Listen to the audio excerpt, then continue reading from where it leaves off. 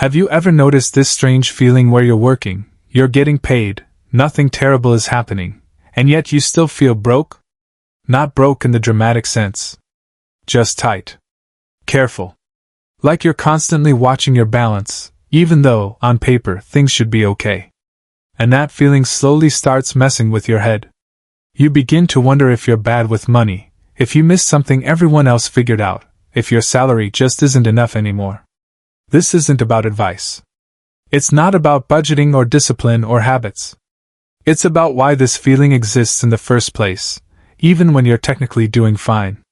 One reason is that money doesn't disappear loudly anymore. It used to be obvious when something went wrong. Rent jumped. A big bill showed up. There was a clear moment where you could point and say, "That's the problem." Now it doesn't work like that. Rent creeps up a little at a time. Groceries don't suddenly double, each item just inches higher. Subscriptions don't feel expensive individually, but somehow there are more of them every year. Nothing feels alarming on its own, but together they create this constant weight. So when your account feels empty, you can't even explain why. There's no single mistake to fix, which quietly makes you feel like the problem must be you. Another reason is that stability itself has become expensive. Doing okay no longer means relaxing. It just means nothing has gone wrong yet. To feel even slightly secure now, you're expected to have savings, emergency funds, insurance, backups, buffers. You're not chasing luxury, you're chasing peace of mind. And that costs money all the time.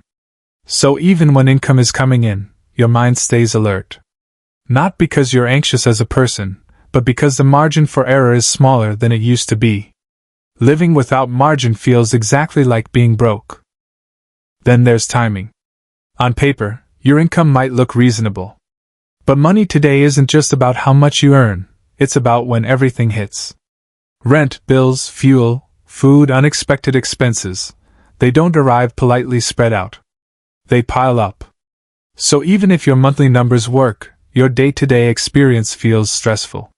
You're constantly timing payments, delaying things, hoping nothing new shows up. Your brain doesn't care about monthly totals. It reacts to uncertainty. And uncertainty creates the same stress response as scarcity. At the same time, you're surrounded by other people's lives more than ever. Not their real lives, their highlights. Trips, upgrades, new phones, eating out. You know it's curated. You know it's selective. But emotionally it still lands. So even when you're being careful and responsible, it feels like you're falling behind. Not because you want excess, but because normal now looks expensive. That quiet comparison reshapes expectations and turns survival into something that feels like failure. And underneath all of this is an old story that no longer fits. Most of us grew up with the idea that if you work hard, stay careful, and do the right things, life eventually stabilizes. But the environment changed faster than that story. Costs accelerated. Life sped up. Security became conditional. So now you're operating in a new system with an old mental map. When the map doesn't work, you don't blame the map, you blame yourself.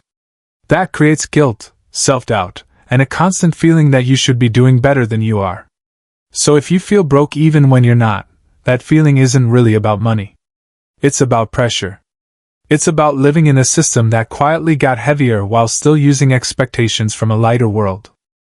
If any of this felt uncomfortably accurate, that's not coincidence. This isn't here to fix you or tell you what to do. It's here to name something a lot of people feel but rarely hear explained. Because once you understand where the pressure is actually coming from, something subtle shifts. You stop personalizing structural stress. You stop confusing caution with failure. You stop treating survival as something to be ashamed of. And if this way of explaining money feels different, that's intentional. This space exists to explain the system, not shame the people living inside it.